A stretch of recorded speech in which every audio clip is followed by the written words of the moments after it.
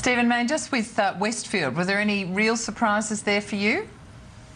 Well, the cut in the dividend policy was pretty substantial, basically flagging a 25% cut from next year. So Westfield will no longer have to go to the market to raise fresh capital when they want to do particular expansion programs.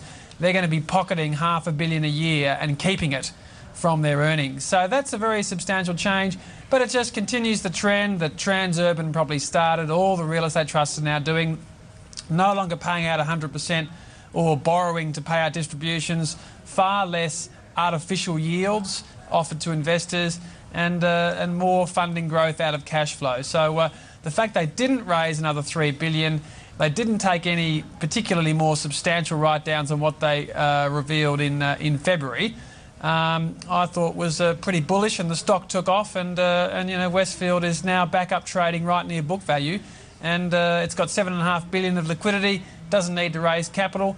It's a great Australian story, and they've come through this crisis extremely well. All right, Stephen Mayne, while I'm talking to you, I just wanted to ask you about Asciano.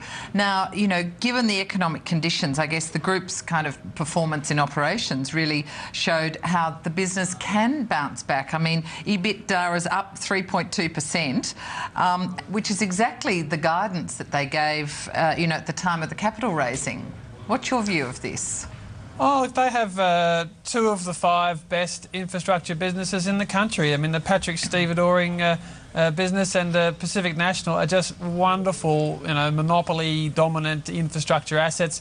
Their expansion into coal freight in Queensland, New South Wales has already started delivering great profits. So it was always a great business with an appalling capital structure. Yes. And now they've raised their $2.5 billion. At $1.10, which was massively dilutive, the shares have picked up. I mean, my wife sold, I think, $4 worth today at $1.53. So all those investors who stumped up the $2.5 billion at $1.10 are already enjoying capital gains on that of close to 40%. The company's capitalised at over $5 billion again. It's got a very strong balance sheet and great businesses, and that's where the focus really can be now they've fixed their balance sheet problems. All right, but given that you say obviously their ports are very good infrastructure, but, you know, they have suffered problems, I guess, because of the economic slowdown and there isn't as much economic activity. But you're saying they really have brought this debt under control now, so they are set to sort of have an upswing? Oh, well, they've halved the debt from $5 billion to $2.5 billion. So, yeah. I mean, debt is no longer an issue for them. They have assets that in gross terms are probably worth close to $9 or $10 billion. They're wonderful assets. Yes, of course they suffer. You know, they have car imports fell, you know, during the crisis. So they found, you know, they clipped the ticket on every imported car.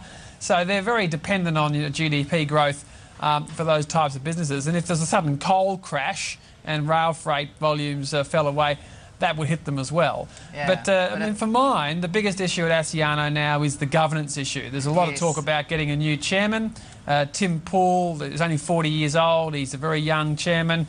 They've only got 4-person board.